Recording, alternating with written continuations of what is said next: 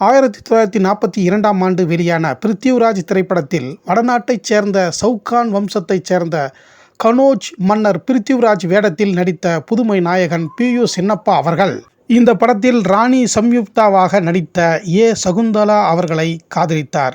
இருவரும் தீவிரமாக இந்த திரைப்படத்தில் காதலித்தார்கள். இந்த படத்தின் கதாநாயகியை கடத்திச் சென்று மணப்பதாக கதை முடிக்கப்பட்டிருக்கும். அதே போன்று 2 வருடங்கள் இந்த ஜோடி தீவிரமாக காதலித்து 1944ஆம் ஆண்டு பி.யு. சின்னப்பா ஏ. சகுந்தலா ஜோடி திருமணம் செய்து கொண்டது. அந்த 2 வருட இடைவெளியில் பல படங்களில் நடித்தார் ஏ. சகுந்தலா அவர்கள். சரியாக 20 வருடம் கழித்து 1962ஆம் ஆண்டு மக்கள் திலகம் எம்.ஜி.ஆர். நாட்டிய பேரொளி பத்மினி அவர்கள் இணைந்து நடித்த ராணி சம்யுக்தா என்ற திரைப்படம் இந்த பிருத்விராஜன் கதையை கொண்டுதான் எடுக்கப்பட்டிருக்கிறது.